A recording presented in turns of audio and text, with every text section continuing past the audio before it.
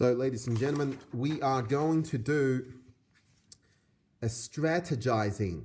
This is this video is about how do you strategize, what to do for the booklet, not so much as the solution, but what you are actually doing. So, for instance, every question here can be done on CAS. This is CAS. This needs to be done on CAS. CAS, expand. Okay, so CAS, expand. CAS, factor. Okay, and this is, and you don't really need to actually do anything else. I mean, this thing here, you don't even really need to use CAS. You simply substitute the value, but make sure you're using bracket. So if it's AC minus B, so it's -2 bracket, -3 minus B, something like this for this question here. All right, I'll write this out again, -3 minus 4. So every number, put a bracket around it. Make sure when you're using this CAS, you're simply typing this in the calculations page. So when you write this out, it's 5 times A times B squared. You need to actually put the multiplication dot in there. All right, so moving on to this section here. CAS, CAS. Remember to use CAS, CAS. Okay, again, with this, it should be -18 dot m squared dot n over 6 dot m dot n. Meaning you have to explicitly type in the multiplication sign, but nonetheless, this is CAS. Right? Again, this is CAS. I don't think you even need to use the dot. Simply type the CAS using the fraction, using the fraction sort of form to actually get this done. This one here requires a bit more problem. Like this one here can be a bit more problematic in that when you're tackling those kind of questions, you need to use certain keystrokes. Now, we learned this in class today. What we did was menu, algebra. It's called fraction tool, which is 9. Common denominator, if you're doing this, right? So next, you type this equation in.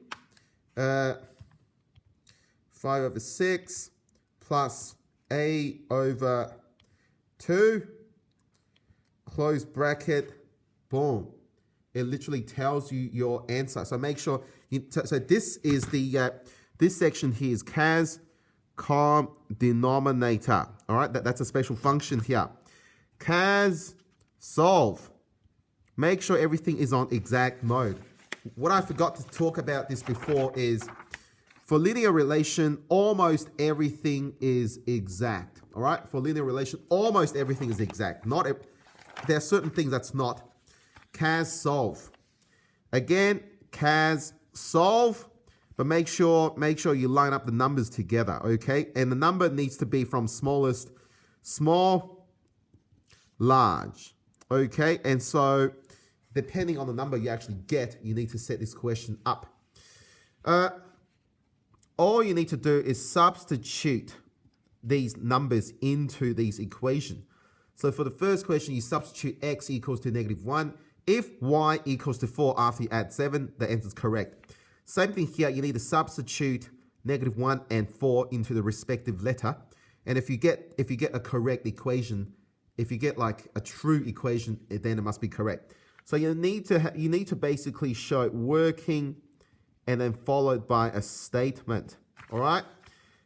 Next question here. Oh, I think I'm going to put this here, which is pretty good. Next question here, it's asking for the gradient and the y-intercept. I mean, some of them is really easy. So that's the y-intercept. That's the y-intercept. That is the gradient. Okay? But for this kind of question, you need to actually CAS solve, but you need to do it for y. And your equation will become y equals to something x something. That way it allows you to pick out the intercepts much quicker. Of course, feel free to draw the graph as it is. This is the one where it uses something called relation, right? This is the one that uses something called the relation, which allows you to actually draw it with the, that involves both x and y. Sketch the graph of the following linear finding x and y intercept. Just simply draw this. Sketch and trace graph. So basically, sketch, you need to trace for graph. You need to find something for 0 and the y-intercept and things like that. It's fairly straightforward on this. These stuff, you don't really need to use the calculator. Anything is x equals to value, the graph looks like this. It's basically a vertical line. Okay, anything that's y equals to something, it's a line across. Okay, something like this. For x, anything without the constant, it goes through the middle of the graph. It looks like this, somewhat. Okay, anything with a negative, it goes the other way. It goes the other way, through the middle of the line, if it's an x thingy. Okay, and so determine the gradient of the line. Remember, it's y2 minus y1, x2 minus x1. So this is rise over run. Find the equation of the line. Now, this is where you need to use something called the bivariate data. You basically go here, you go to this point here, you type in x, you type in y, and you type in the coordinate. Remember, when you look at the coordinate, you're always looking from left to right. So point 1 is here, point 2 is here, point 1, point 2. Type the coordinate in as the value suggests. So for the first coordinate, it should be 0, -1. All right, and then it should be 1 and 1. So this is where you sketch the scatter plot type thing, line of linear regression. That's what you're doing. So you need to use something called linear regression. Okay, find the exact same distance between the pair of points. Remember, you do you do something rise over run, and then you do something called Pythagoras theorem, and you get to find the midpoint. Again, to find the midpoint, you basically do an average between x and average between y. Find the value of the distance. Again, this A and C basically requires you to use the Pythagoras theorem. I mean, the midpoint is basically adding the 2 points together divided by 2. The side of the graph of each pair would be parallel, perpendicular, or something. Make sure you look at the gradient. Look at the gradient, okay? Something that is perpendicular, it implies that multiplying their multiply the gradient gives you -1. Next one, find the equation to the line here. Those kind of questions, CAS doesn't actually solve easily for you. Those kind of questions requires you to, again, pick out the y coordinate. Something that's parallel, m2 must also equal to 3. And so you're creating a question, you're creating a formula, and then you substitute this into this new equation. That's exactly what we're doing. Perpendicular to a line must be negative reciprocal. Negative reciprocal, in the easiest way, is to flip the number around, change the sign. That's all you're doing. So the new equation is 5 over 2x plus c. And these 2 points, you substitute them back into this again. Solve the following simultaneously. So it's like CAS solve system of equation, linear. Okay, you're doing that for that. For that here, that's like a worded problem. You can come back to it later. All right. For geometry, 82 plus x equals to 145. Nice and easy. So remember, how many shapes, how many shapes is this? 1, 2 triangle. So there's 1, 2, and 3 triangles. 3 times 180 equals the total internal angle is 540.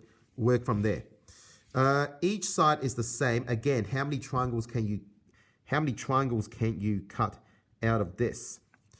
So you pick any one point. You got 1, 2, 3, 4, 5. So 5 times 180, it is 1,000. How? 0 for 940 degrees. So how many angle is this? Like divided by 8. Is that right?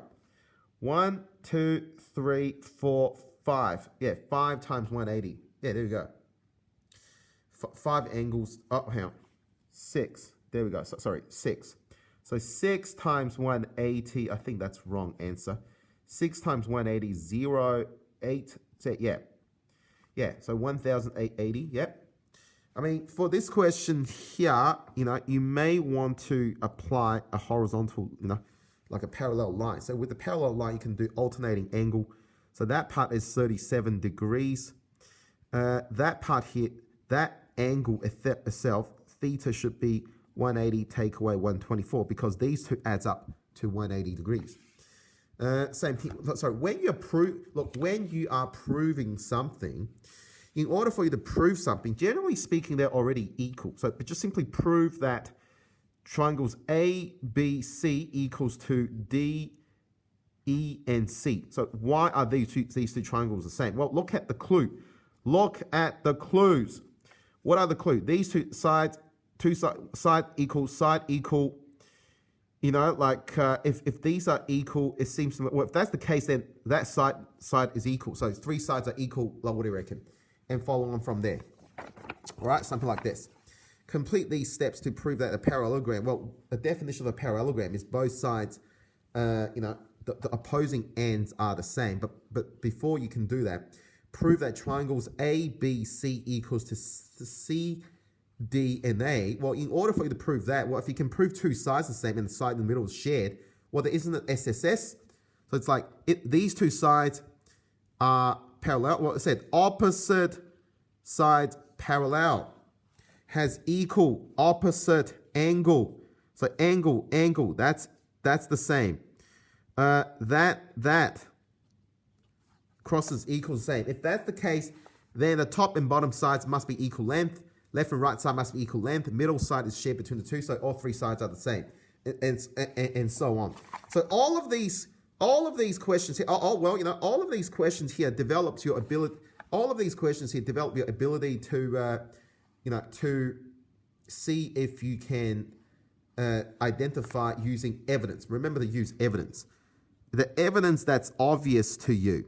Okay, and so we're nearly finishing. We're looking at using these similar shapes. Have a look at this. You might need to tilt this around. So if you tilt this shape around, you'll understand these two are basically corresponding pair. I'm going to use different shape here. These are corresponding pair. All right. The top triangle are corresponding pair. So that's how you apply your that's how you apply your thingy, your scale factor. I mean, the rest of them are fairly straightforward. So these are similar shapes. Okay, we come back for part 2 of the video.